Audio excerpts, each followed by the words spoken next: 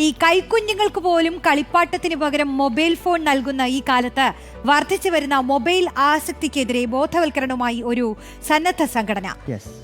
Vincentian social സർവീസിന്റെ നേതൃത്വത്തിൽ മാനവീയം വീതിയിലായിരുന്നു പരിപാടികൾ. Report. കുട്ടികളിൽ വർദ്ധിച്ചു വരുന്ന മൊബൈൽ ആസക്തിയും അതുവഴി ഉണ്ടാകുന്ന അപകടങ്ങളും ലളിതമായി മനസ്സിലാക്കി തരികയാണ് Vincentian social service. Loyola college of social സയൻസിനൊപ്പം ചേർന്നായിരുന്നു ബോധവൽക്കരണം. തിരുവനന്തപുരം ജില്ലയിലാണ് ഇപ്പോൾ കോൺസെൻട്രേറ്റ് ചെയ്തിരിക്കുന്നത്. തുടർന്ന് ഞങ്ങൾ കോട്ടയം ജില്ലയിലേക്കും അത് വ്യാപിപ്പിക്കാനായിട്ടുള്ള ചർച്ചകളും പ്രാഥമിക സംവിധാനങ്ങളും നടന്നുകൊണ്ടിരിക്കുന്നു.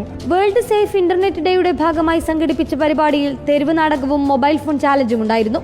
ചലച്ചിത്ര അക്കാദമി ചെയർമാൻ പ്രേംകുമാർ ആയിരുന്നു ഉദ്ഘാടകൻ. വളരെ ദുരുപയോഗപ്പെടുന്ന രീതിയിൽ തന്നെ അത് ഉപയോഗിച്ചുകൊണ്ടിരിക്കുന്നു. അതിനെക്കുറിച്ച് കൃത്യമായ ഒരു ബോധവൽക്കരണം ഈ സമൂഹത്തിനാകെ, അത് രക്ഷകർത്താക്കളോ കുട്ടികളോ എന്നുള്ള വേർതിരിവൊന്നുമില്ലാതെ എല്ലാവർക്കും നൽകേണ്ട ഒന്നാണ് എന്നുള്ള ബോധ്യത്തിലാണ് ഇന്നിപ്പോൾ ഇങ്ങനെ ഒരു പരിപാടി ഇവിടെ സംഘടിപ്പിച്ചിരിക്കുന്നത്. സ്കൂളുകൾ കേന്ദ്രീകരിച്ച് സ്മാർട്ട് സ്ക്രീൻ പദ്ധതിയും ഇവർ നടത്തി വരുന്നുണ്ട്. കുട്ടികൾക്കിടയിലെ മൊബൈൽ അഡിക്ഷൻ കുറയ്ക്കാനുള്ള പദ്ധതിയാണിത്. റിപ്പോർട്ടർ, തിരുവനന്തപുരം.